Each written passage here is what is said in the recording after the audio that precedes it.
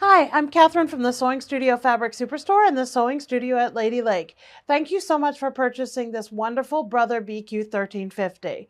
We have prepared a short video that's going to teach you everything you need to know about using this wonderful machine on the comparable Baby Lock model, which is the Baby Lock Soprano. So please get out your notepads, take notes, learn a lot, and enjoy every second of it. Let's get started. Okay, I'd like to go over some of the wonderful features of this Baby Lock Soprano and why it is that you would buy this machine in particular. So first of all, this machine comes equipped with an LCD screen. It's awesome. It lets you see not only what stitch you've chosen, but what foot you need and a whole slew of other editing options for within your stitches. This machine is only 21 pounds, which makes it extremely versatile to take with you to groups and clubs or to visit a friend or just to have at home. Because it's 21 pounds, it's a good mid-level machine. There are built-in stitch memory for this machine available to you. So if you want to customize your settings, you are able to do that right there within the machine. There's an advanced pivoting function right here on the side of the machine. This allows you to lift your presser foot while you're sewing to keep your hands on your project. And I'll go over that in more detail. This machine comes with an automatic fabric sensor system, which is basically automatic tension. So you don't have to fuss around with what tension should I use? How should I set it? The machine's automatically going to do that for you. There is an advanced needle threader on this end of the machine, which means you don't have to thread it. The machine's gonna do it, which is so awesome. There are 300 built-in stitches. And as a matter of fact, right in the lid of the machine, these 300 stitches are available for you to be able to see at a glance. You don't have to dig out your manual because they're right here on the lid of your machine.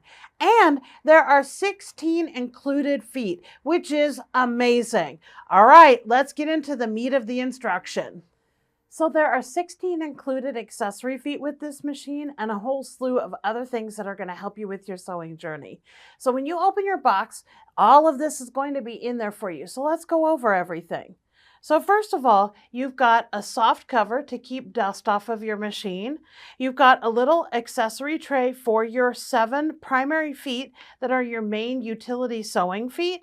As far as your utility sewing feet are concerned, you've got your automatic buttonholer, you've got your J foot on the machine, which is your standard utility presser foot, you've got your N foot, which is a decorative foot for monogramming and decorative stitches, your G foot for overcasting, your R foot, which is your Blindhem foot, you have your I foot, which is your zipper foot.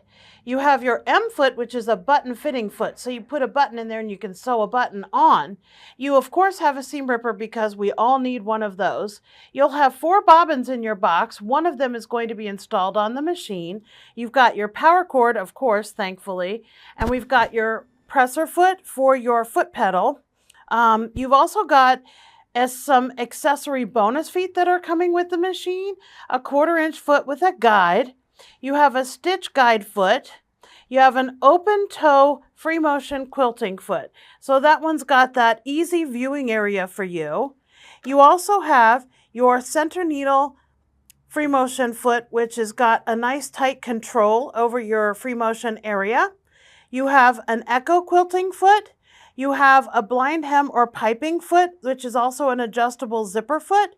You've got your walking foot, which is fantastic for managing multiple layers of fabric.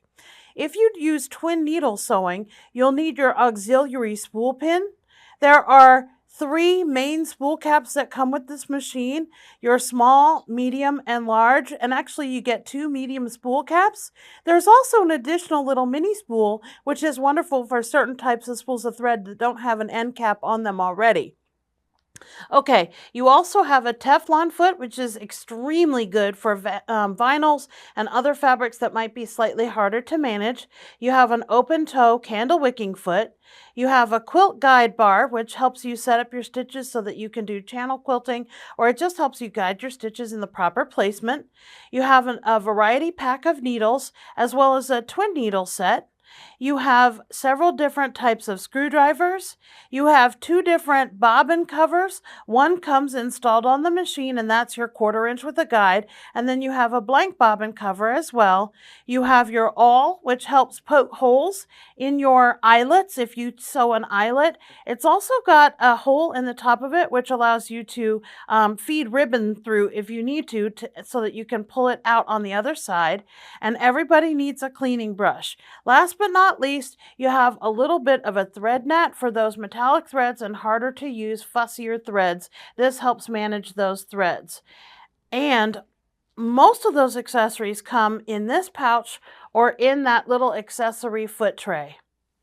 Your Baby Lock Soprano has an extra little box within your larger box. That box contains this, which is your awesome extension table. This is wonderful for when you have bulkier, heavier projects like quilts or circle skirts or whatever you need that needs a little bit extra lift so it doesn't drag against your fabric. When you turn your extension table over, on the inside there, you've got, first of all, your knee lift is tucked away in there so that it doesn't get lost, and then you have legs for your extension table. So in order to put your table in place, you're simply going to take your legs and toggle them down so that they can stand up on their own. All right, let's get this installed onto our machine. All right, so we're going to start by taking off our accessory tray.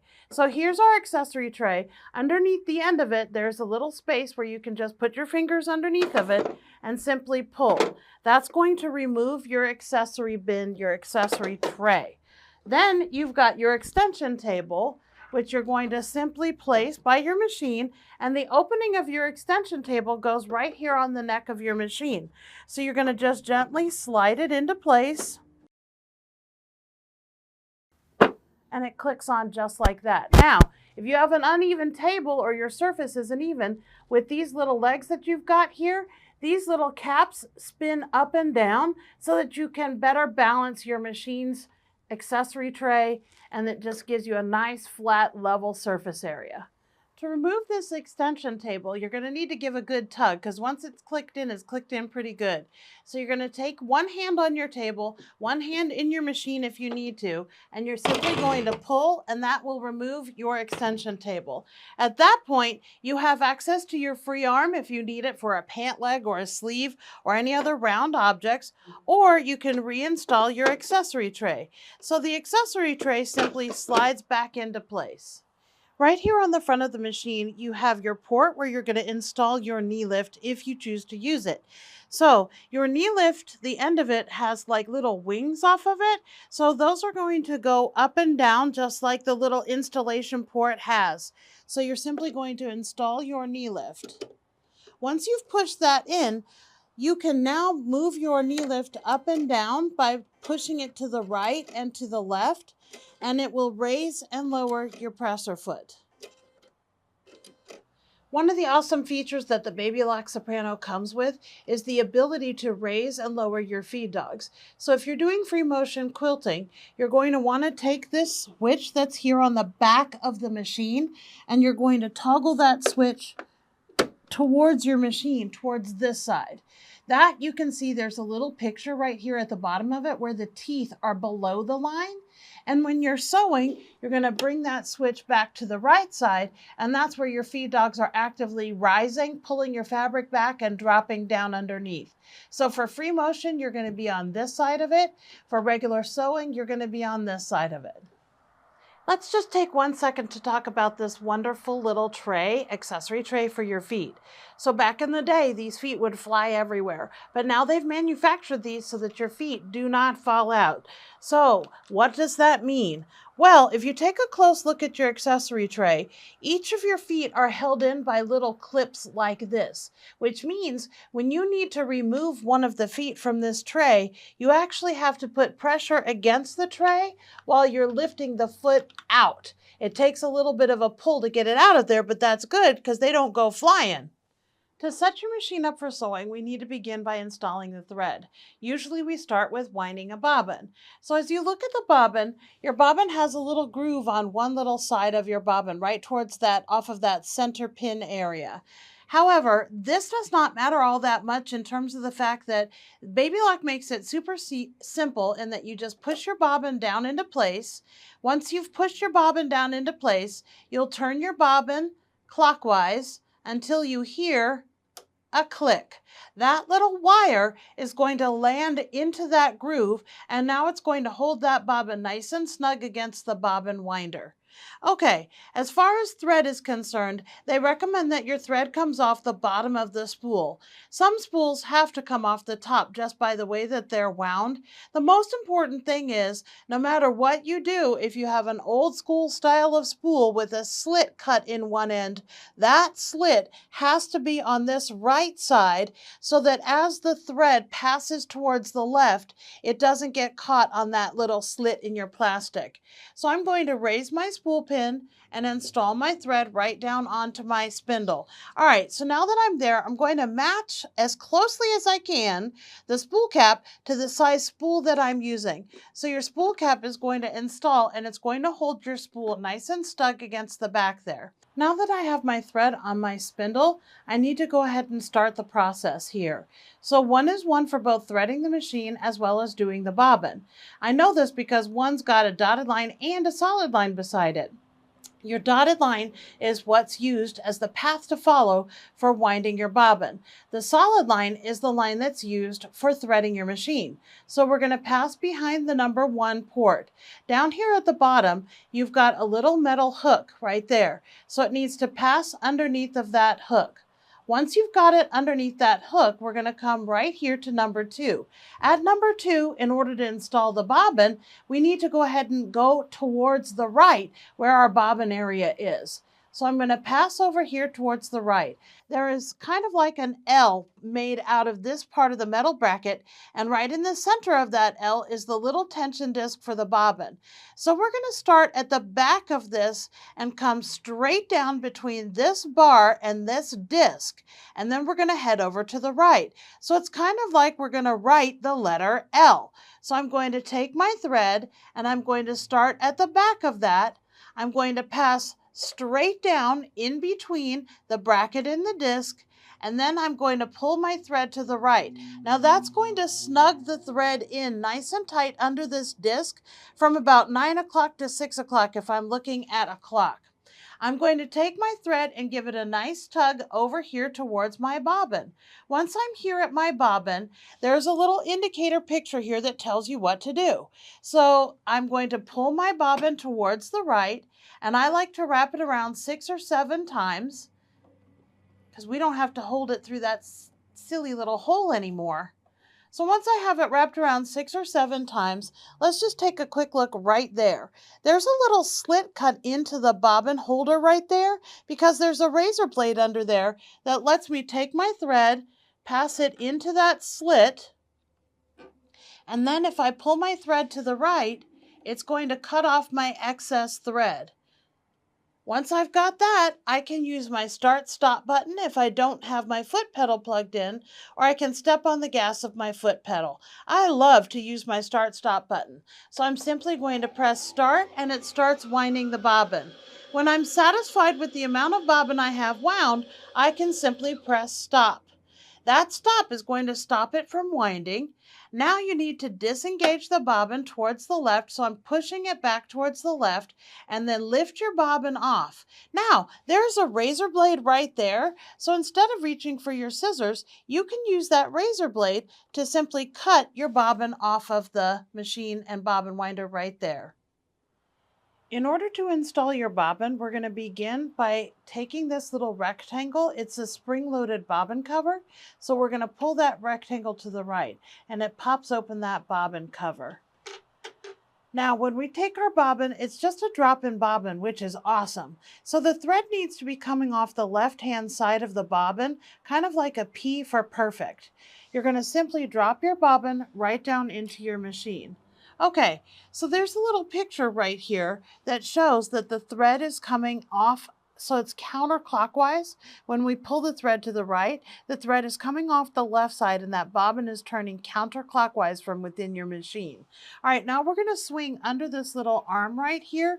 However, that's right where your tension disc is. So it really is best if you hold that bobbin down with one of your fingers so that it can't move. And then with a good amount of tight pull, you're going to swing your bobbin thread from 5 o'clock on the clock past 6 o'clock, 7 o'clock, 8 o'clock, and 9 o'clock. Once you're there, you can let go because we're simply going to go around the top of this little mountain right here, groove for your thread. All right, as I hit right there, there's actually a razor right there that cuts off your excess thread, which is awesome. Then you're going to take your bobbin cover and reinstall it. There's a little tab in the bottom left-hand corner of your bobbin cover, which actually goes into that little metal tab port on the left side of your bobbin area. So we're going to install that and simply push down your bobbin lid, and it clicks right back into place. Before I thread the machine, I need to make sure my needle is installed properly.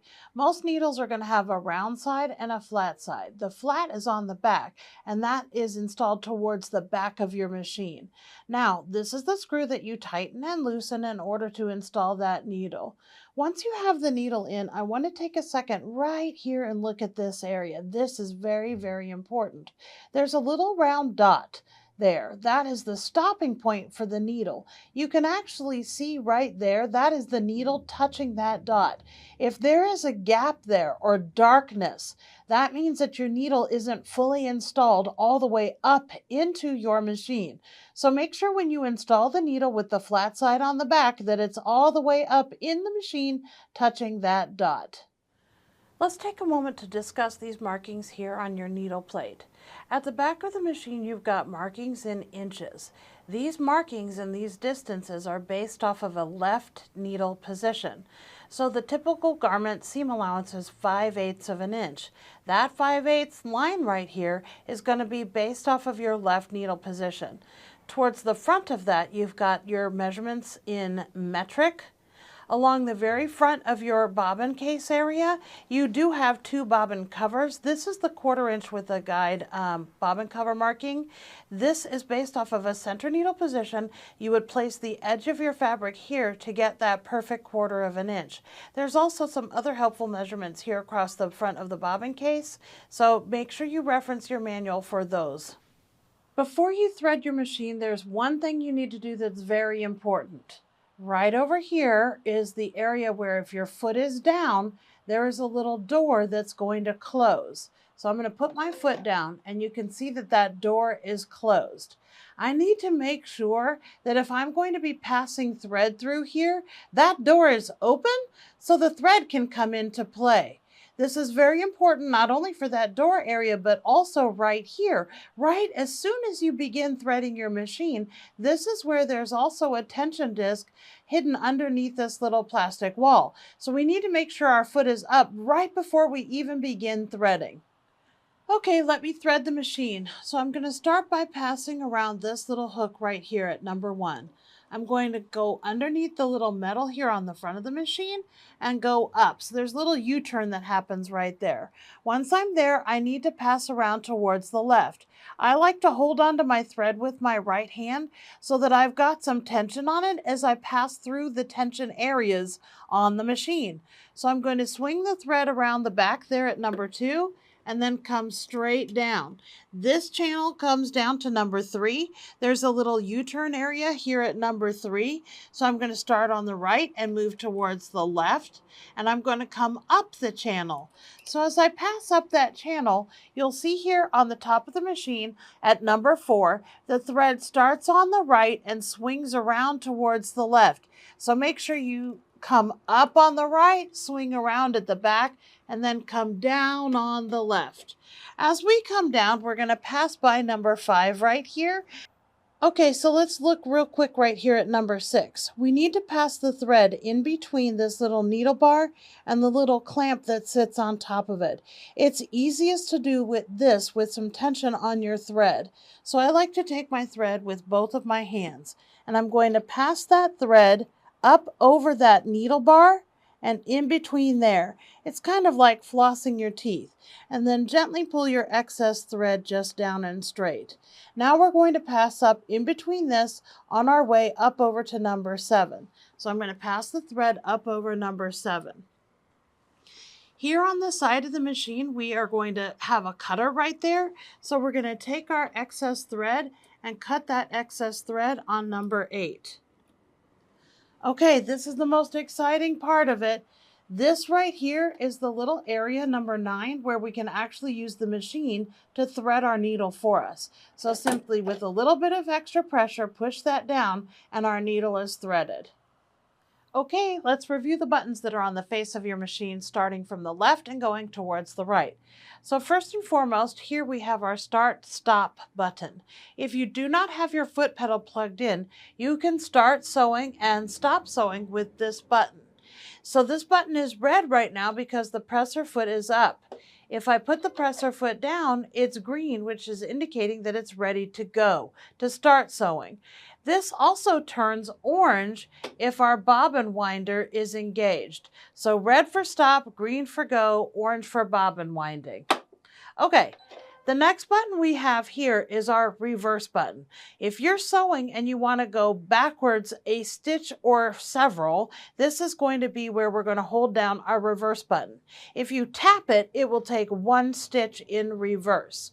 This is our reinforcement button or our locking button. This button is the one that we tap when we want to choose a stitch that locks in place as opposed to progressing forwards and progressing backwards. And we're going to go over that in just a minute. This also has a little green light on the left-hand end of this button.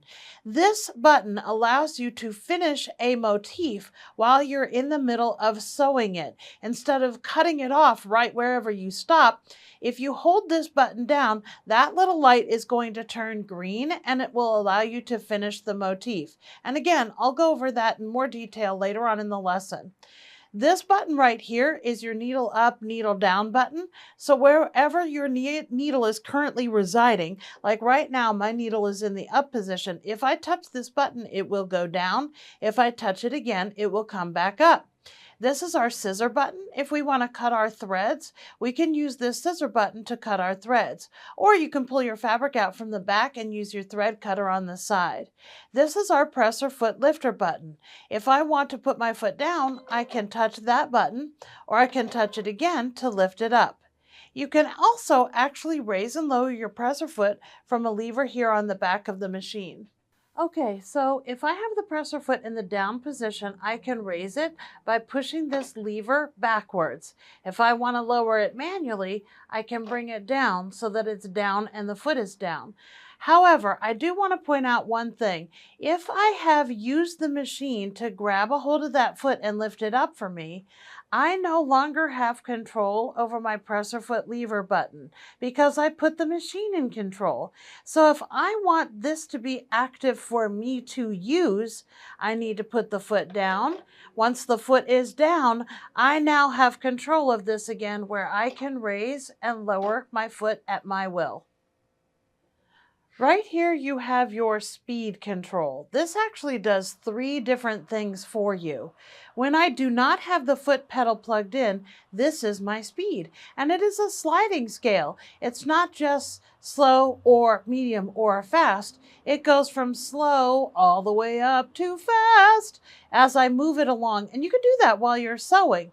If you do have the foot pedal plugged in, this actually acts kind of like a jockey holding the reins on your foot.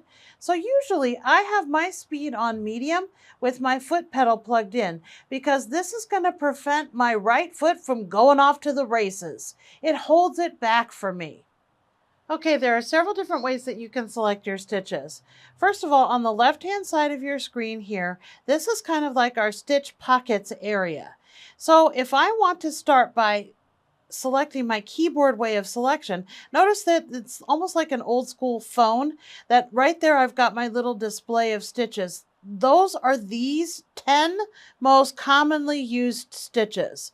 So if I just want to quickly select a zigzag stitch just by touching number 5, as long as I'm in my keypad way of sewing, I've just done that. And right here on the screen, it shows me I'm in my keypad way of selection and I've chosen stitch number 5. All right, moving down into our utility stitches, if I select my utility button, that little light now jumps down to my utility selection. Over here on the lid, this is where we've got our stitches displayed in a nice easy access. So if I want to access any of these utility stitches, I begin by selecting the utility key first and then typing in the stitch.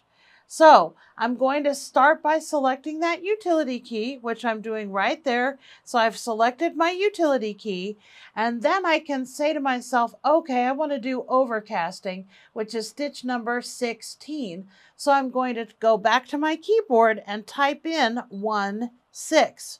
So the display here shows me I'm in my utility key and I've chosen stitch number 16. All right, if I want to access one of these beautiful decorative stitches, there's this kind of leaf vine, and if I touch it one time, that's going to give me access to all of these. So down here on the face of your machine, you've got your little vine there, so select that. It asks me, first of all, hey, wait a second, you want to get off of number 16? Yeah, I do. So I'm going to actually select OK.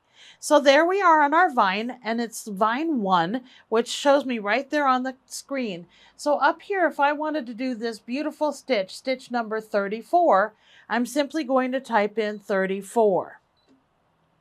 There we have that beautiful stitch, vine 1, stitch number 34. What if I want to do one of these, like this little cute little dense satin stitch right here? It is number 10 in vine 2. So if I come over here to the left side of my screen, there is no vine 2, but yes, there is. If I touch it a second time, it now engages that pocket of stitches, so I'm in vine 2. And again, in order to do number 10, I'm simply going to type in number 10, and there I'm at number 10. Uh-oh, notice that it built number 10 off of number 34 from the previous selection.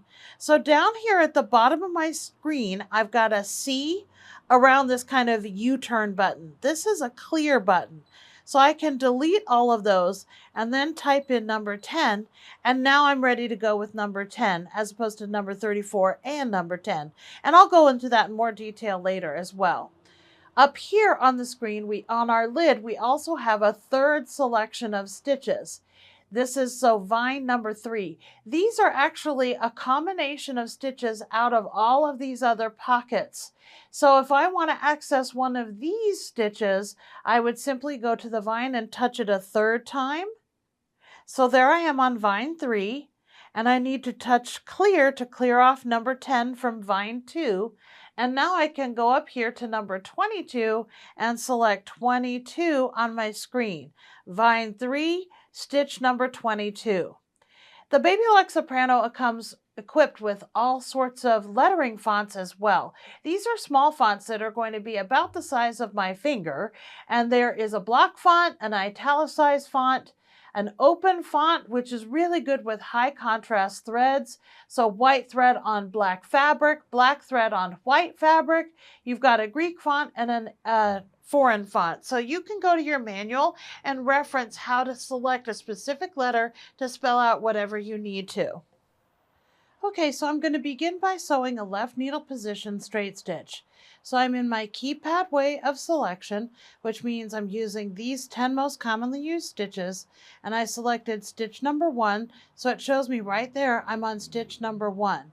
Now, first and foremost, it shows me that I need to have my J foot on the machine. See the little letter J right there? And that's actually the foot I have on the machine.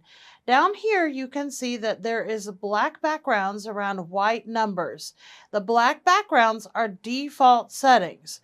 So if I wanted to make a change to those, I can make that change because I'm in control. But now my setting is on a white background with black numbers. So again, your black backgrounds are your home base or your default settings. So I'm going to leave this alone for now, and let's just start sewing a straight stitch. So I'm going to place my fabric underneath my foot, and I'm going to use the button to put my foot down, and I'm going to start sewing. This particular stitch I'm going to do entirely manually, which means I need to do all the work all on my own.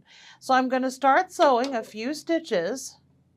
Once I've taken those stitches, I need to hold down my reverse button. So I'm going to hold down the reverse button, and when I let go, it stops reversing. If I need one more reverse stitch, I simply tap my reverse button, and it took that one more stitch. So now I'm going to keep on sewing towards the front of my piece. When I get to the end of where I want to sew, stop sewing, take my foot off the pedal. I'm going to hold down my reverse button for a few stitches. That was 4. Now I'm going to start sewing again. Okay, I'm taking my foot off the gas. Now I'm going to use my cut button, and then I'm going to use my presser foot lifter button to raise my presser foot. So I've just formed this stitch entirely on my own without any of the features of the machine. So let's just see what that looks like. You can see at the beginning and end of the stitch, I have my reverse stitches. So now I'm going to start to let the machine work for me a little bit. These functions here on the side are wonderful, wonderfully helpful, and they accomplish the work for you so you don't have to do it all. So this first button right here is an automatic reverse button. So if I select that button, it's going to turn on an automatic reverse for me so that when I start sewing, it will do my few reverse stitches for me right there at the beginning of my stitch. So let's see what that looks like. So I'm over here at my machine, and when I press on my foot pedal, the machine takes a few stitches forward, and then it automatically goes back for me, so I don't have to hold down my reverse button. Now, once I get to the end, I'm going to stop sewing, simply lift my foot off the pedal, and I'm going to tap my reverse button. When I do that, the machine is now taking 3 or 4 stitches backwards for me, and stopping with the needle in the down position. So now I simply touch my cut button, and then I'm going to touch my presser foot lifter button. And there's that. So now the machine did the reversing for me. All right, so that was the automatic reverse. Now, if I deselect that and I touch my scissors, you'll notice that both of these turn on blue. So again, when I only select my auto reverse, just my auto reverse comes on. But when I select my auto cut, my reverse function comes on with it. So this is actually going to do even more for me than just reversing. It will also cut for me when it's done sewing. So let's see what that looks like. Again, when I step on my foot pedal, it's going to take a couple of stitches forward, a few of them backwards, exactly, it knows what to do. When I get to the end, I'm going to take my foot off the foot pedal. The needle stops in the down position. So I'm going to tap my reverse button. It automatically reverses, comes back forward, and it actually cut for me as well. So now all I have to do is touch my presser foot lifter button. And when I do that, my foot comes up and it's already cut underneath. Let's take a second to look at those beautiful little tails. The final option here on the side is the automatic lift and pivot function. I love this.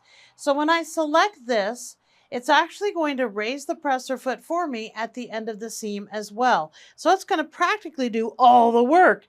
So once I start sewing, the machine's going to sew forward, automatically do my reversing, and come forward.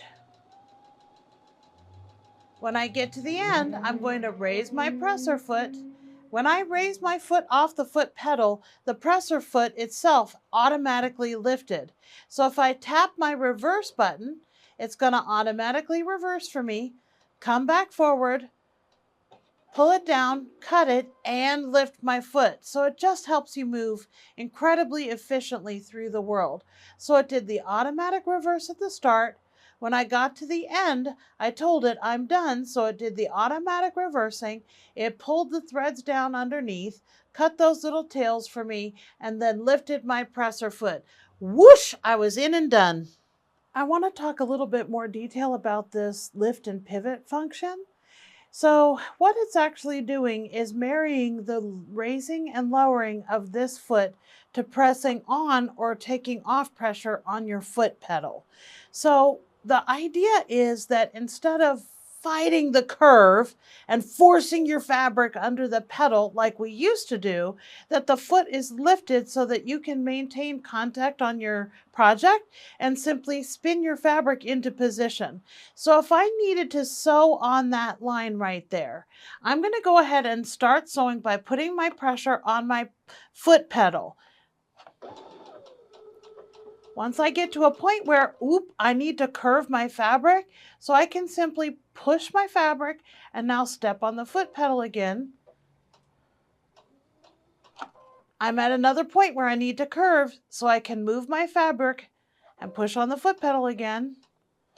That's a steep curve, so I could only do a couple of stitches. So I can manipulate my fabric this way without fighting my feed dogs, which is how we used to always work, is forcing it under there and pulling and twisting. Then you're putting all kinds of stress on your needle.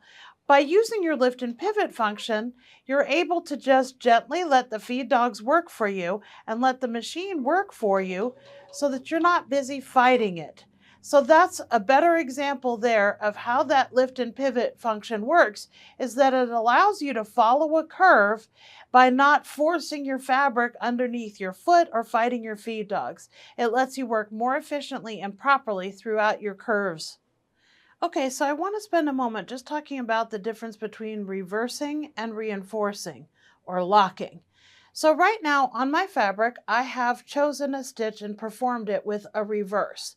That's got a good, nice, secure beginning and entry and exit point for my stitches. So if I had a garment or an area where I had stress against my stitches or against my fabric pulling from one side to the other, the reverse stitching is good for garments, for curves, for tote bags, for inside seams and things like that. But quilters don't necessarily want all this buildup of stitches on their fabric. It creates bulk. So there's also a reinforcement stitch. So if we look here at stitch 1, 2, 3, and 4, they are all straight stitches. So what's the difference between all of those? Well, if I look at 1 and 2, on the left side of the oval, there's a little dot. That little dot shows me that I'm in the left needle position.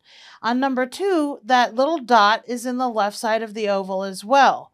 On number 3, the little dot is in the center of the oval because number 3 is a straight stitch in the center needle position. Number 4 is also in the center needle position. So still, what's the difference between left needle, center needle, center needle? Well, if you look at the start of the stitch at number 1, there's a little dash at the start. That indicates that this stitch has a reverse, where number 2 has a dot at the start of the stitches. Number 2 is a reinforcement stitch or a locking stitch. So I'm going to select that, and let's just take a second to see what that looks like. So I've selected stitch number 2. It shows me that right on my screen, and I still need my J-foot on. All right, let's sew that and see what happens. So the needle actually stitches in place for this one, instead of going forward and backward. So I'm done sewing. This time, instead of tapping my reverse button, I'm going to tap my reinforce button or my locking button. When I tap that one, now this time it just stitches in place. So this way I don't have all the bulk and buildup of the reverse stitching. So I'd like to talk about some of these settings that are here on the bottom of the screen. The first one that we come to is a W, and that stands for width. So this is our width adjustment, but we're on a straight stitch, so what does that do? Actually, this moves the needle position. So as I toggle towards the right, my needle actually moves to the right. And as I toggle to the left, my needle moves to the left. The center editing option is your stitch length, and you can see that indicated by a dot, a small dash, and a long dash. So if I want a slightly longer stitch, let's say I'm basting, I'm going to simply add to my stitch length to take it up to say a 4 or even possibly a 5. If I wanted a shorter stitch for paper piecing, I'm going to go down with my minus button, and then that way I can go to like a 1.2, and there I've got a good paper piecing stitch. And again, it's easy to find your black background to find your default. Here on the end is your tension. Now, this is a button that I tend to just kind of not use very often. Generally 4, which is your standard needle tension and thread tension, is going to do everything just fine. This Baby Lock Soprano comes equipped with an automatic fabric sensor system, which is going to sense the weight of your fabric when you put it under the foot pedal. So I don't generally need to make any editing adjustments here, but if you feel like you need to, you certainly can. You can increase or decrease your tension accordingly. I want to go back to this stitch length right here and talk about this for a second. So Baby Lock has a way where you can have a stitch memory built into your machine. So back in the day, before I got these lovely new glasses I have on my face, I used to like sewing at a length of 3 for my garments, because this way I could rip out all of my mistakes more easily because I could actually see them. Now, if I'm going to sew like this 99% of the time that I'm sewing, I'm going to want to save that to memory so that I can have it stitched that way for myself every time that I sew. So right here, this little button right here actually can save that stitch setting into memory so that every time I choose a center needle position out of my keypad way of sewing this particular stitch, it's going to pull out that stitch with my settings saved onto it. So let me go ahead and save that into the memory. See, it tells you right there, it's saving it. So if I was to go do something else and then I come back to this stitch, my stitch with my custom setting, and I select it, there it pulls it out with my particular setting already in play. Now, what does that mean in terms of turning the machine off and turning the machine back on? So it woke up on the keypad way of setting, stitch number 3, and it woke up with and held onto my setting because I had saved that into my machine's memory. Now, if I got glasses, which I now have, and I need to reset that for myself so that I can have it on a normal sewing stitch length, again, I can overwrite or resave in my new setting. So I've hit save and now it's saved it. So again, when I turn the machine off and turn the machine back on, because I resaved my setting, there I am on my keypad way of sewing stitches, stitch number 3, and I'm back to my default. So this button right here is fantastic. If you have a thing that you do always like this, that's where you can put that right into the memory of your machine so that every time you choose the stitch, it will be set up with your custom settings. Okay, let's take a second to talk about this button here. This is a temporary reset button. So if I had selected the length of 3 and saved that into my machine, but right now, really quickly, I just wanted to sew a seam at the default without having to struggle to go up or down to find my black background, this button right here is a quick temporary reset to defaults. So by touching that, it brings me right back to my default. Okay, this third icon down where it's got a little picture of your presser foot, the needle, and then some circle arrows right here. That is a needle exchange key. So when I select that key, the machine is going to give me a message. It says, do you want to use the presser foot lifter button to lower the presser foot? Yes is of course the answer. This is a needle exchange key because what it's actually going to do is now I touch that button again, and it's got this little display on my screen. So if I touch these buttons, nothing is happening. If I touch these buttons, nothing is happening. This is called a needle exchange key because it locks up the machine for me so that I can safely change my needle. And when I'm done changing my needle, I just need to disengage this function by touching the button again. And now I'm back to my regular ready to sew mode. Okay, I want to spend a second working on these guys over here on the far right side of your screen. Let's start with the very first one. So the very first one right here is your operational menu. I remember that because I literally hear in the words in my head, that little dot is $8.95 and the line item is lasagna. So I remember that it's a menu that way.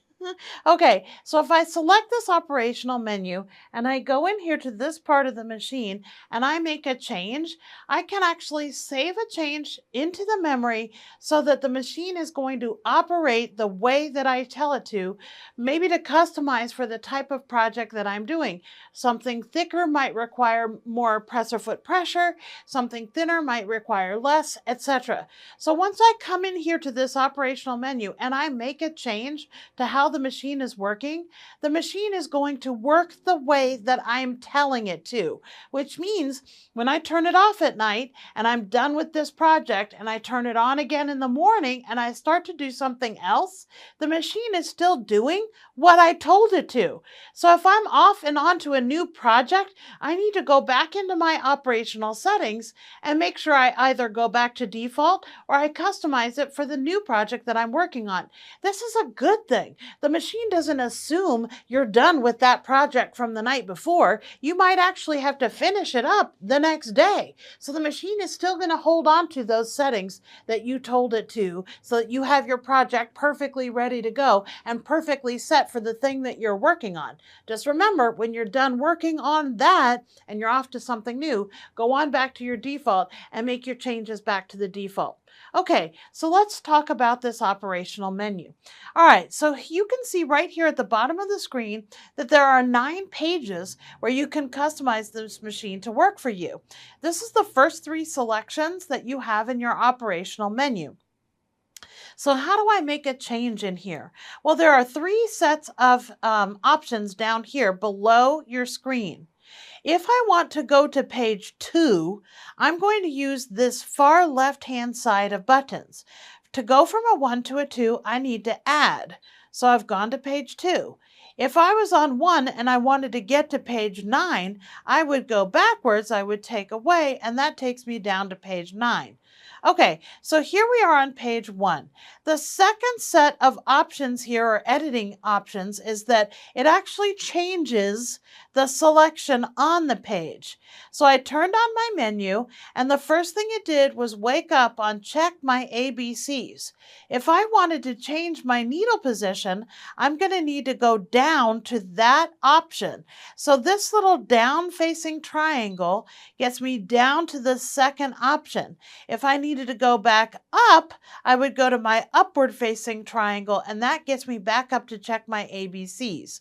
But I want to go down. Let's go to twin needle mode. So let's just talk about that one for a second. If I want to make a change to the twin needle mode, if I want to turn that on, this third set of editing options here is where I'm going to do that. So I'm going to toggle to the right, and that's going to take it from off to on. If I want to go off, I can toggle to the right again. You can actually go back to the left as well on this one, and it goes on or off. So some of these editing options here in your menu just have an on or an off, or a left or a right, or simply 2 ways of working. Some of your other things here in this menu are going to have more, and this is where we can toggle through those different options for each thing that we're trying to set. So let's go back up to check our ABCs. So I'm going to use my upward facing triangle to do my check ABCs. So if I had written out a name, for instance, I had a gentleman one time and he wanted to do bias binding on 27 quilts he was making for his grandchildren, and he wanted the binding to say Grandpa's T-shirt quilts. Well, that took a long time to type out. Again, you use your quick reference guide and go into the lid of your machine to spell all that out. When he did that, he wanted to make sure that he spelled out Grandpa's T-shirt quilts properly. So if you want to check your ABCs, That's a lot of words, not all of which are going to be on the display. So you're going to come to the right facing triangle and you're going to toggle through so that you can make sure you've spelled Grandpa's t-shirt quilts out properly. So that's check your ABCs. The second option we have here is your needle position. You can customize your machine to stop with the needle in the down or the up position. So if I toggle down to option number 2 on page number 1, there we are in needle position. And right now my machine is customized to stop in the down position, which is of course what I want. As I go to turn a corner, I want that needle in the down position, so it's kind of holding my fabric in place for me, and my fabric doesn't fly off my machine, and now I've lost my perfect spot. So I generally sew with my needle in the down position. The third option we have is twin needle. So I'm going to scroll down to twin needle. Right now and out of the box, your machine defaults with your twin needle in the off mode. However, if you are going to use a twin needle, let's say you're going to use a twin needle to hem a t-shirt or for something decorative, you're going to want to put that twin needle mode on. So again, on the far right, I'm going to toggle to the right, and there I have my twin needle mode on. Now what that's going to do is, if I choose a stitch up here that's unsafe to choose, the machine's going to give me an error code saying, whoa, you're in twin needle mode, you can't use that stitch. So the idea behind a twin needle is that there's one shaft that goes up into your machine just like your regular needle. And then below number 6, where you put your thread in under to get ready under your needle guide or needle bar, there's going to be a bracket, and off of either side of that bracket are your 2 twin needles, your left needle and your right needle. So if the needle is going further in the left direction because you've chosen a larger stitch and you don't put it in twin needle mode, your needle is offset to the left of where it normally would be. So by selecting twin needle mode, if you try to choose a stitch that's going to put you into an unsafe position, the machine is not going to let you do that. It'll say, whoa, whoa, whoa, you can't do that with the twin needle. And that's something that we really like the machine to help protect us from ourselves. So most of the time when you're not in twin needle, you're going to make sure that you're in twin needle off so that that mode is off. Okay, I want to keep talking about the menu, so I need to go to page 2. So again, on the far left-hand side of underneath my screen, I'm going to add from 1 to take it to 2. So here we have 2 options here, and the first one is width control. So I'm going to scroll up to width control, and let's just talk about that for a second. So width control is a really, really cool feature that this machine has that actually takes the speed and marries this speed to the width of your stitch or to the placement of the needle. So if I'm in slow, that's actually going to be a straight stitch. If I was over here on fast, that would make me with a super wide zigzag. And there are several different examples of how that's a really cool situation. So let's just talk about that for a second. So I'm going to take my width control and I'm going to turn it into the on mode. And I'm going to say okay to get out of the operational menu. And I'm going to give you some examples of how I might use the width control. Okay, so this width control feature is a really cool feature, but it has some very different types of applications. So I had a customer one time, and she wanted to quilt her quilt with what looked like audio sound waves, loud and soft and loud and soft. And her son's in a heavy metal rock band, so of course that's ideal. And she said, I wish I could. And I said, hey, you can. So we went into the menu and we turned the width control on. And what that does is it marries the needle to the speed control. So let's just see what this looks like. I have chosen, first of all, a zigzag stitch so that I could get those audio sound waves, which from my keypad way of selection is stitch number 5. I'm going to go ahead and turn on my automatic lift and pivot and my automatic reverse and my automatic cutting. So my machine is doing everything for me. And I'm going to start sewing. And as I sew, I'm going to toggle this lever to the left and to the right so that you can see what happens. So you have to actually have your presser foot plugged in for this. Your foot pedal, I mean, has to be plugged in for this because you're going to be using the speed for width instead of for speed. Okay, so I'm going to start sewing. So right now it's wide, medium, skinny, medium, wide, skinny, wide, medium, medium, wide, skinny. All right, let me tap my reverse button so that you can see what that looks like. So again, I can control how wide my zigzag is or how narrow my zigzag is, depending on where I am sliding my speed control. So now I'm done with the width control. It's very important that you turn the width control off when you're done using that function. The reason is because it's going to actually marry that needle to wherever you have it on the sliding speed scale. So if I was trying to do a left needle position and I had left this width control on and the speed over on the far right, it's going to lock the needle in the left position. So I'm saying, why isn't my machine going into the left needle position? Because I left the width control on, so I have to turn it off. Again, that's a perfect example of why when I'm done doing a particular treatment, I need to go back to my menu and go back to my default when I'm done with the specific thing. So I'm going to take that width control and I need to turn it off, and that's with these arrows on the far right underneath my screen. So now I'm toggled into the off function. So whoop, we're done with that. Next, we have on page 2, initial position. In other words, when you turn your machine on, where do you want your needle to wake up? Do you want it to wake up in the center or in the left? Okay, let's talk about left needle position versus center needle position. So back in the day, we only had straight stitch sewing machines when they were first invented.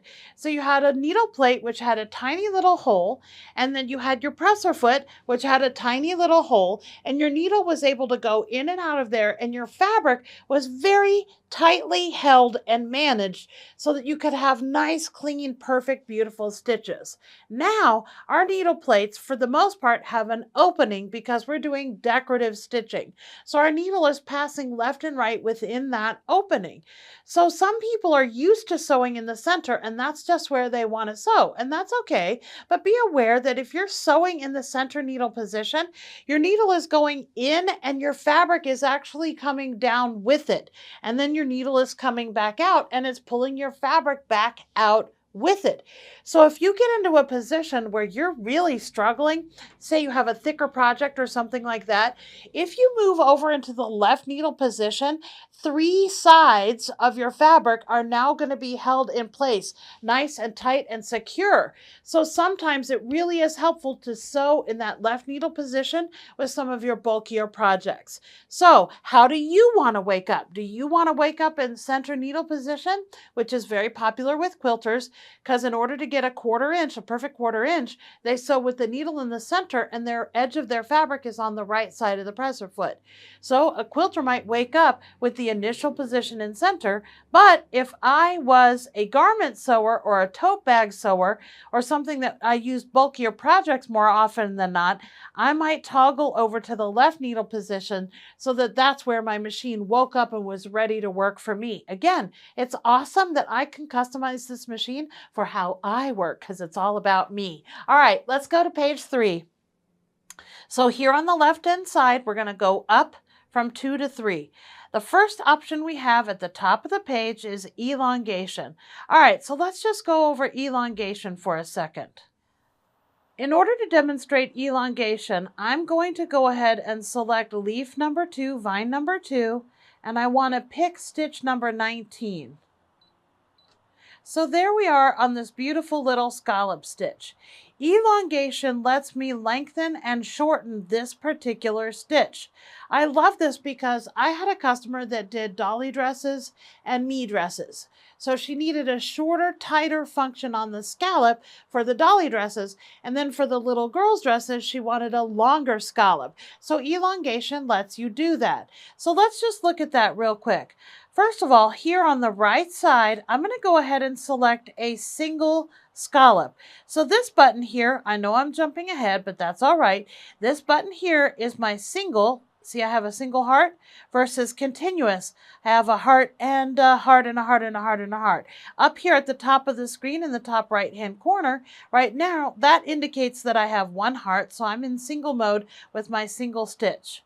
I'm going to come to the menu and I need to go to page 3, 2, 3, elongation, and it default opens on an elongation setting of 3. I want to go down to a 1.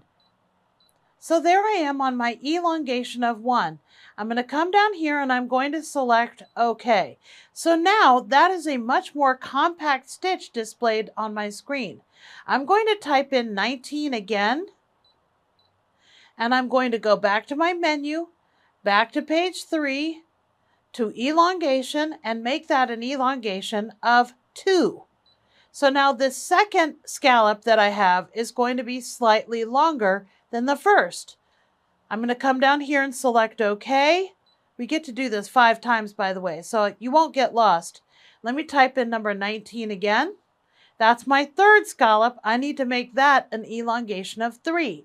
So I'm going to come to my menu, and I'm going to go to page 3, and now I'm going to change my elongation from a 2 to a 3. Now that I'm on an elongation of 3, I need to select OK to get out of my menu, and I'm going to type in 19 so that I have my fourth scallop. I'm going to go to my operational menu, go to page 3, take my elongation from a 3 to a 4. I'm going to say OK to get out of there. Last but not least, I type in my fifth scallop, go to my menu, go to page 3, take my elongation from a 4 to a 5, and select OK. So I have 5 of them here, but they're not displayed on my screen.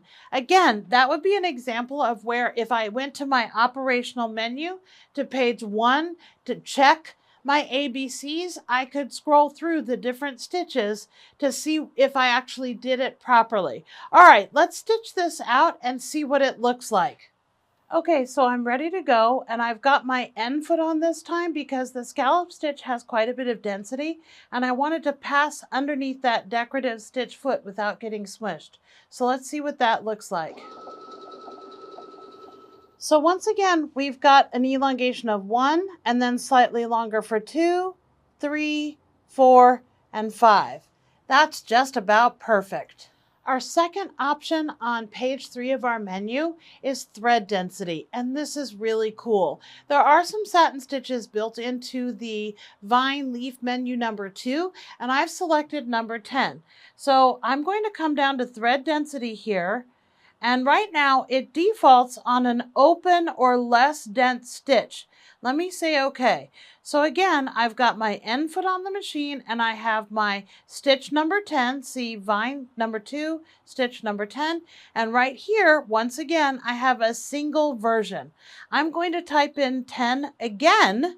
So there's my second scallop stitch so that we can see the difference in the density between the loose and the more dense one. So I need to come to my operational menu and I need to go to page 3.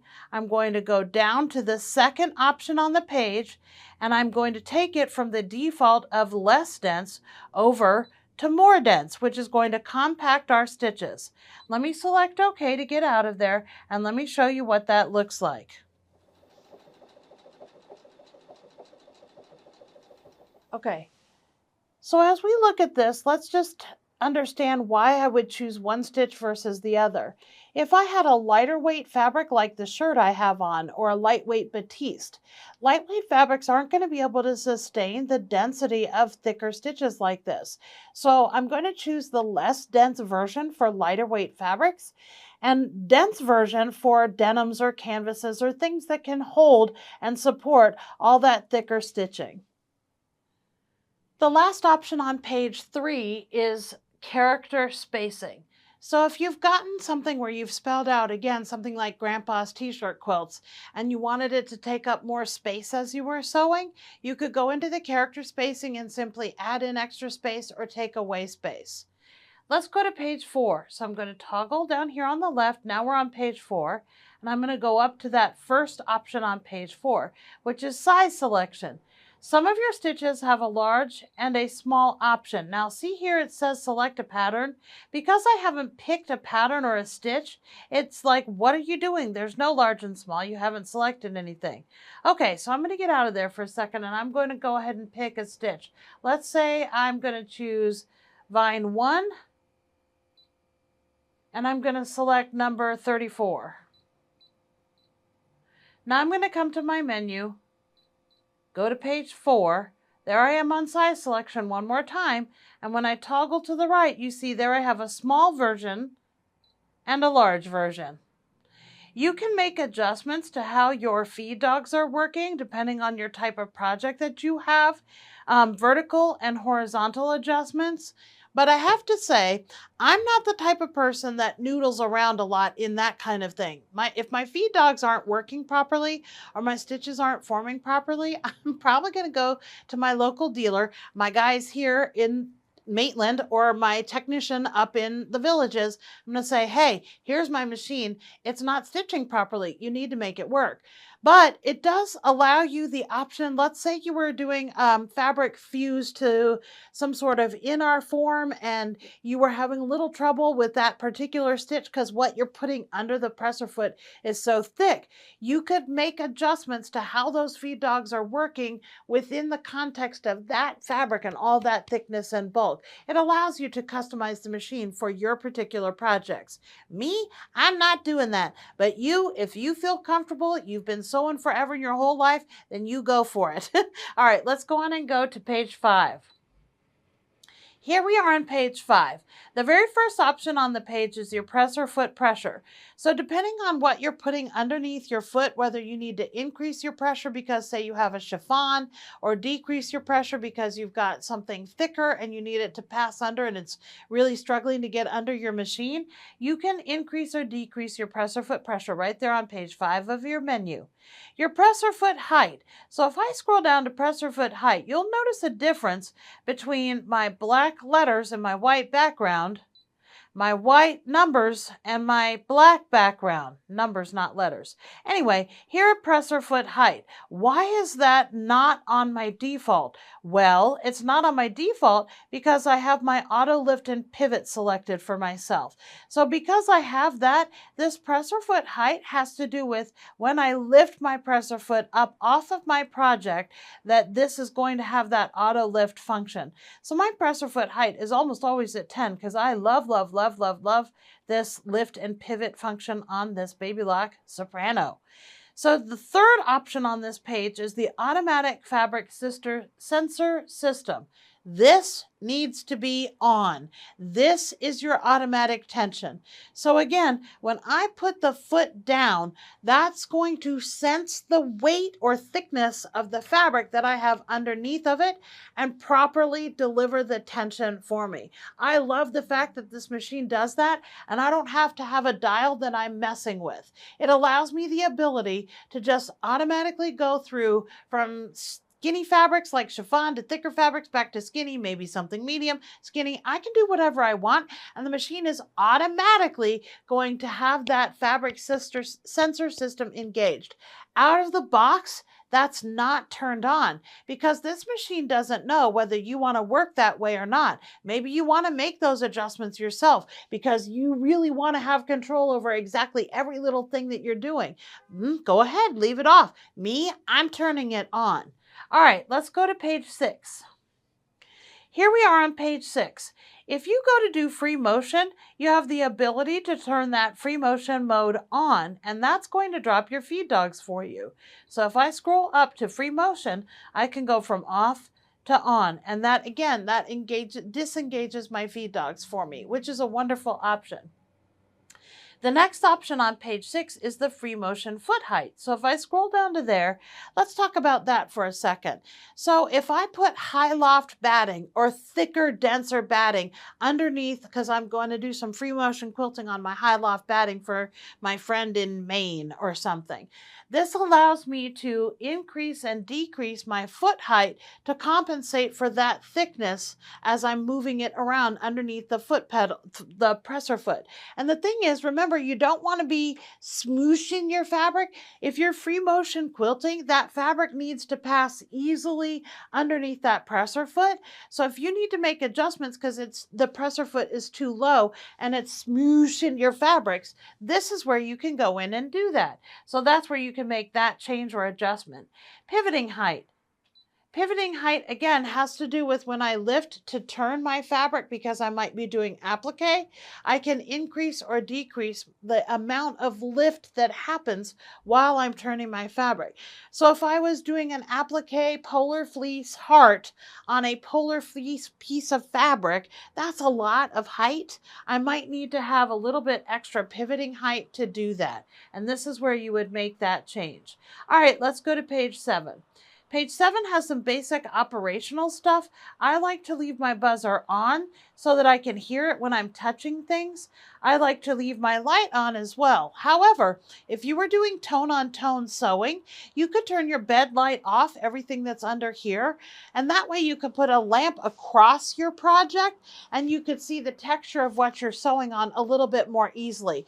So 99% of the time you're going to have your bed light on, but that 1% where you might want it off, this is where you could change that option. Brightness. Brightness does not have to do with the brightness of underneath your sewing area. Brightness here on page 7, this indicates the brightness of the screen. So if you have a conditioned macular degeneration or something like that, and you need to increase or decrease the brightness of your screen, this allows you to do that. For the most part, the brightness on its own is fine, but at least you can customize it for the type of vision issues you might be struggling with. Love that from Baby Lock. All right, page 8. Page 8 has reinforcement priority as the first option. All right, now let me explain this. I adore this feature. Seriously, I'm not a quilter. I have a theater background. I was used to working in costume shops, and I never had fancy machines like this in the theater. So one of the things is that when I'm going to do a quilt now, I'm not used to using my reinforcement button on my machine. My finger has a habit of years and years and years of touching my reverse button instead of touching my reinforcement button or my locking key. So if I take this reinforcement priority and I turn it on, what that does for me is saves me from myself. In other words, if I choose a stitch that is a locking stitch, for instance, remember we talked about 1, 2, 3, and 4, that 1 has a reverse, 3 has a reverse, 2 and 4 are my locking stitches? Okay, so if I was to select my keypad way of sewing, and I wanted to select stitch number 2. Oh, look, I'm in free motion mode. Let me go back to my operational menu. 2, 3, 4, 5, 6. Free motion, turn that off. Okay, so here I am on my keypad way of selection, and I've chosen stitch number 2, which is a locking stitch. So if I'm going to go do my piecing and I need that locking stitch, I need to save myself from myself. Because I've chosen a locking stitch, even if I accidentally touch my reverse button at the end, it's going to do the reinforcing for me because I've set reinforcing as a priority on the stitch that I chose that has a reinforcement option. I love it. It's like, I got you. You chose a reinforcement stitch. That's exactly what I'm going to do. It's awesome. So for me, I leave that reinforcement priority on, and I leave it on all the time. Whoop! Okay, let's go back to our operational menu. So we're going to go to page 6,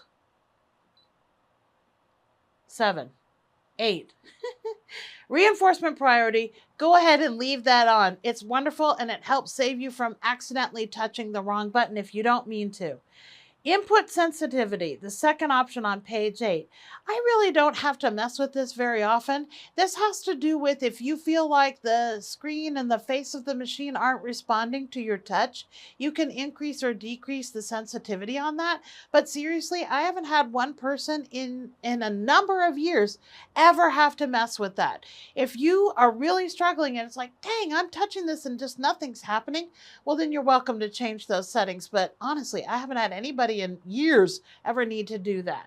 Okay, the third option on this page, when you take your machine out of the box, it's going to ask you what language you want to speak. If you have a different language that you're fluent in, please feel free to choose another language. I speak English, so I'm going to select English. Let's go to page 9. This last page of your operational menu simply indicates for your technician what version you have on your machine, when it was manufactured, and what version you currently have. And that is it for the operational menu. So that finishes up that part of our lesson. This machine has the ability to customize your stitches within a mirror imaging capacity, which is awesome. Yes, there's a million beautiful stitches on this machine, over 300, but you can customize it to be even more than that by mirror imaging and single and continuous. So let's just talk about the mirror imaging editing option. So right here on this second option down on the right side of the screen, you've got mirror imaging. So let's just take a look here at vine leaf option number 1 with stitch number 34. It's this beautiful kind of S-curve type stitch. It really is a really cute little stitch. So on its own, this particular stitch starts on the right side of the foot, comes around and makes an S, and ends on the left side of the foot. So there that stitch is in a continuous version. Now, by using my mirror image and my single and continuous in conjunction with one another, I'm going to select it to one single stitch number 34. Now I'm going to select stitch number 34 again, and on this second one, instead of ending on the left and starting on the right, I'm going to mirror image that so that it starts on the left and ends on the right. It almost makes it look more like a mustache. It's so cute. So let's look at that. So on this one, it ends on the left and starts on the right. That's the normal stitch in its just unique creation from within the machine.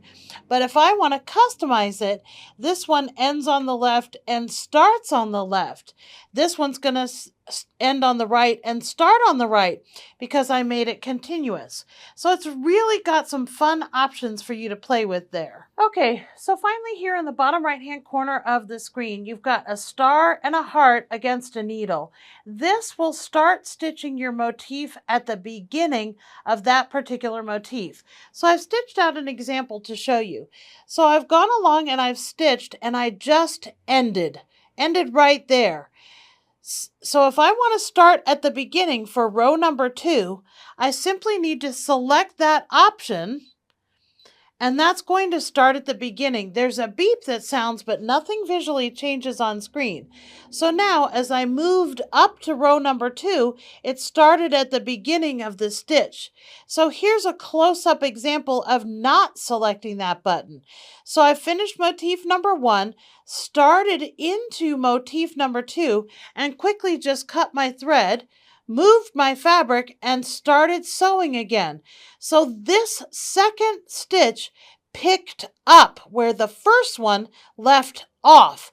So if you want to start fresh at the top of the stitch, that's where you're going to go ahead and select this button right here, and it'll just start right at the beginning of the motif.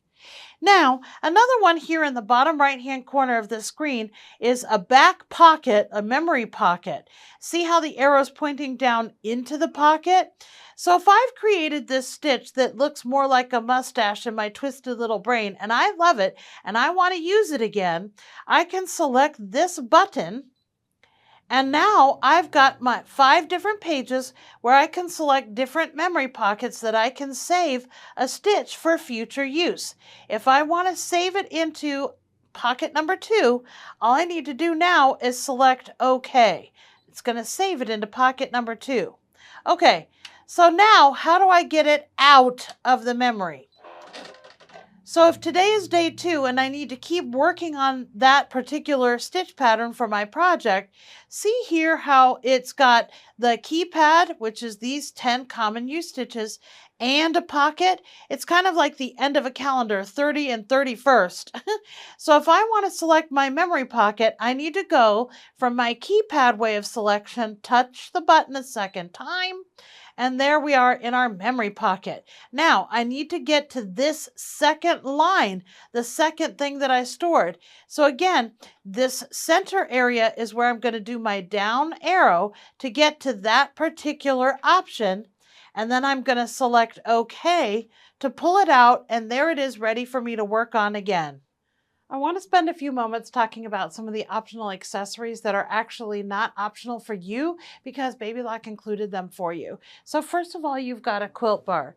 This quilt bar allows you to do a row of stitches and then move this quilt bar so that that first row of stitches is lined up with this little edge over here. And then you can sew your second row, which would then bump over and line up with this, etc. So you're going to take your walking foot and you can install that quilt bar into the back of your walking foot, and then it's adjustable depending on where you want it to be, where you want your stitches to form. This quilt bar also installs at the back of your presser foot in your presser foot holder area. One of the optional feet that comes with your machine that's actually included for you is the 1/4 inch foot with a guide. This is wonderful for when you're doing your piecing, that you can line the edge of your fabric up with that flange that hangs off on the right side of the foot, and then you can sew your perfect 1/4 inch.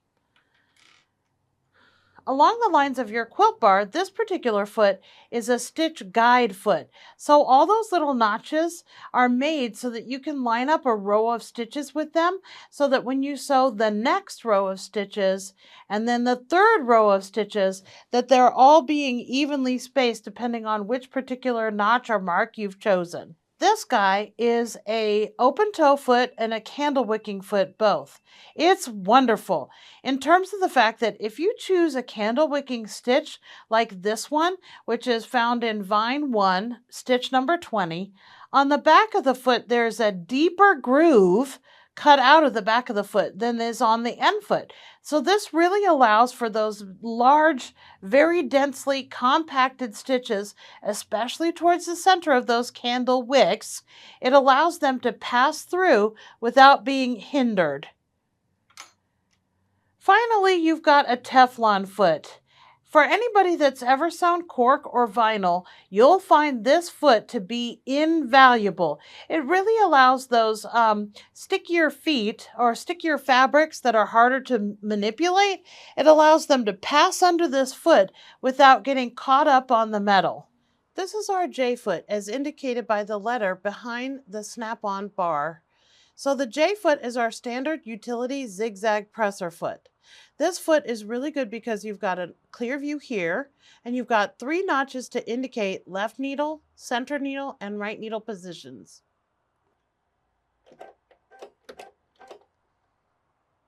This is our N foot, or our decorative stitch foot, and sometimes it's referred to as the monogramming foot. On this particular foot, there is no metal across the center of the presser foot. It allows you a nice clear view into what you are stitching. Now, the big difference between the N foot and the J foot happens on the back of the feet.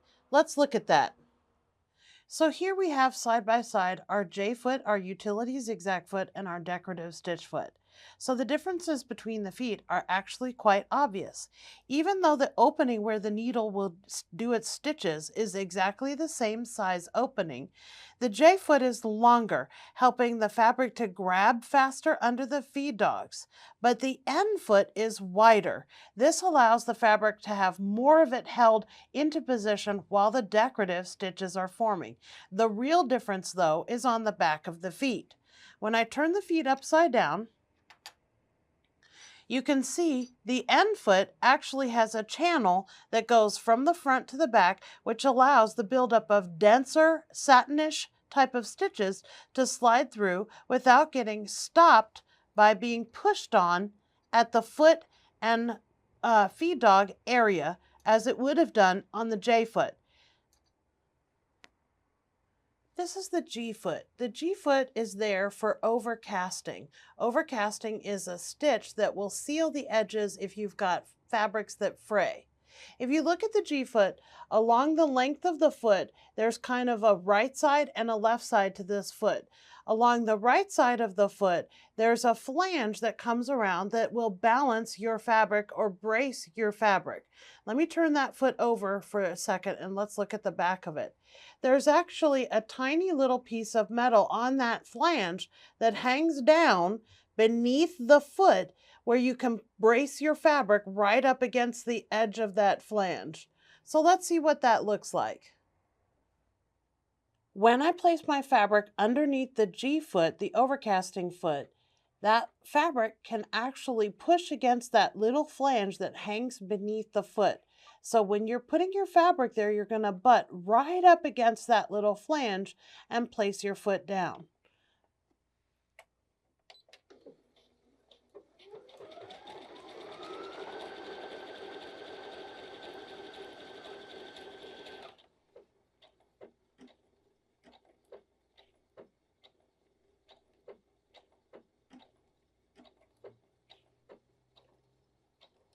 So here with this overcasting stitch, the thread forms over the edge of your fabric, and that way it helps contain or encase the edge of your fabric so that the fraying will not happen. So this is our R foot for blind hemming. You'll notice on this foot, there is a very large metal flange which we're going to brace our fold of our fabric up against in order to create that blind hem. Let's look at how that works. With a blind hem stitch, the bulk of the stitches forms on the right side of this fold.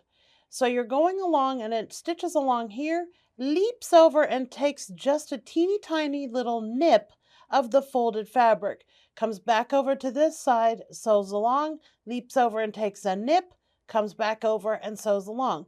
So the important thing is to put that fold of your fabric right up against that metal flange and to sew slow enough so that when you're watching it here, that you watch the needle take a nip of the fold. Also, you're going to be making that letter Z in order to create that blind hem there. So it comes over and forms the letter Z. So that's how we're going to do the blind hem. Let's see what it looks like.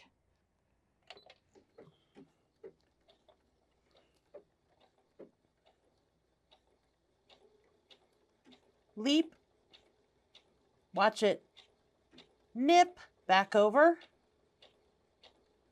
nip. So you want to just grab one or two threads. You don't want to have railroad ties on the other side of your fabric, and obviously you would match your thread color.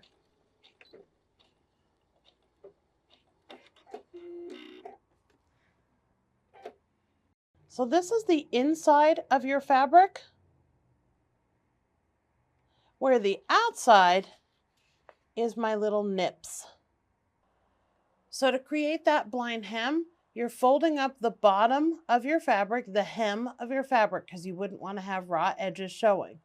Then your fabric gets folded on top of that so that the fold and the edge of the fabric has about 1/4 inch. That creates the letter Z, and that's how we do a blind hem. The I foot is your zipper foot, and depending on whether you're feeding in the left side of your zipper tape or the right side of your zipper tape, you're going to snap your foot on either side accordingly.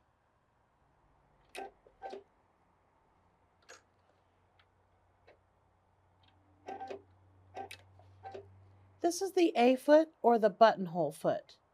Your machine will form a perfect size hole because you can slide open the end of the buttonhole foot, place your button in the end, and pinch it down.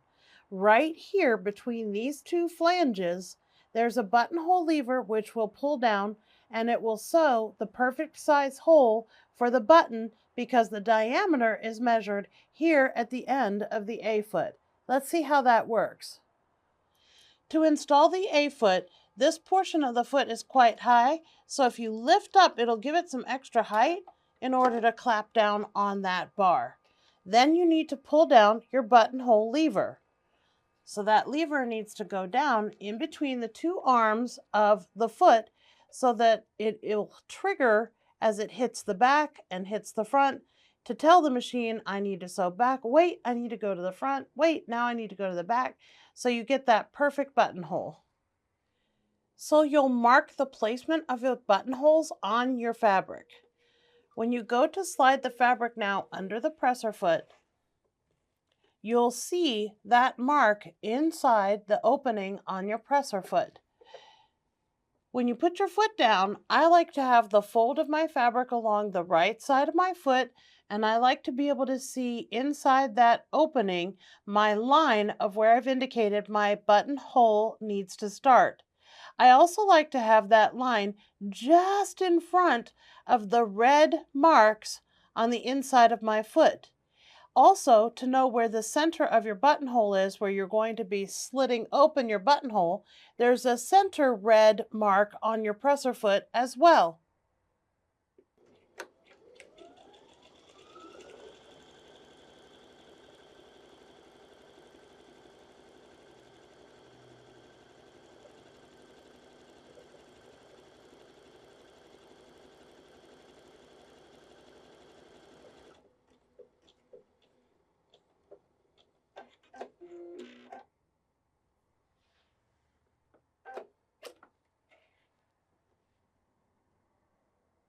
When removing your buttonhole foot, you're going to drop your foot down just like you've done all of the other presser feet. However, at this point, you need to remember that the buttonhole lever needs to be slid back up inside the machine, all the way at the highest position. This is the M foot. This is the foot you use to install a button. So with this particular foot, there is a clear plastic lever here, which actually creates a shank space. When that lever is pushed down, there is a clear plastic flange right in the opening of the foot, which allows the thread to form over that flange, giving you a little bit of distance so your button isn't sewn directly to your fabric.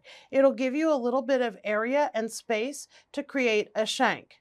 So when you use this foot, you need to start by installing the button into the foot. So with this particular foot, there's a little bit of a spatula there, and the button is going to go between the white plastic and the spatula. You'll be placing the holes of the button next to the red indication marks on your presser foot, and it is held in place between this metal spatula and the white plastic part of the top of the foot. When installing your M foot, just as with the A foot, you're going to need to lift in order to install over the height of the presser foot and bring your presser foot down to clamp right into position. Be sure and mark your fabric as to where your button will be installed.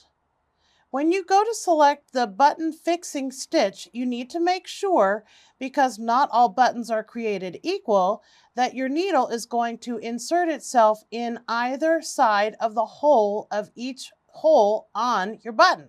So you're going to slowly turn your hand wheel down to make sure that your needle has full clearance on one side. Keep turning towards you, and then check the other side. Now, right now, my needle has hit the button because I don't have the button in the right position. So at that point, you just need to gently noodle your button into a slightly different position so that the needle will have its clearance. I like to check it twice. I'm clear on the right. I'm clear on the left. And also see right there that the stitches are forming over that shank flange to give your button a little extra space. I like to stitch this nice and slow and let the machine form its stitches.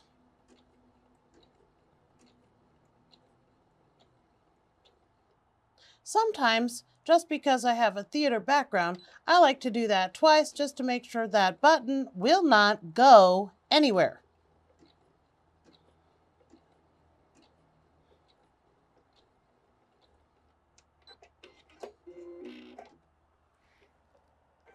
When you remove your button out of this foot, you're going to need to lift your presser foot and pull the button straight towards you. And as you can see, there's a little bit of space formed underneath that button, so it's not formed so tight up against your fabric. And there you've installed your button. I'd like to show you how to install the walking foot.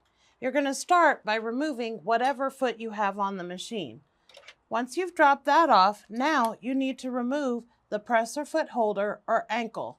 So if you have your disc-shaped screwdriver, you're going to start by righty-tighty, lefty-loosey, loosening the bolt on your presser foot holder so that it falls off.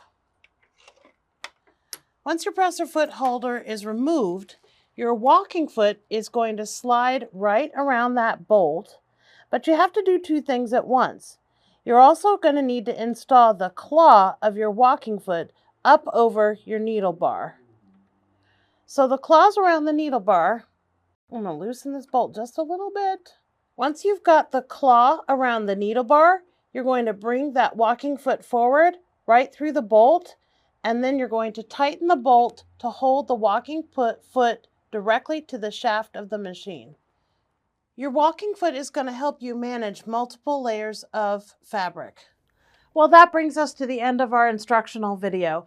Once again, this machine is only available at both of our locations. So you can come in and visit us at the Sewing Studio Fabric Superstore right here in Maitland, Florida, or you can take a trip up to the Villages and visit us at our location there, which is the Sewing Studio at Lady Lake. Thank you so much, everybody. Now, take off and sew.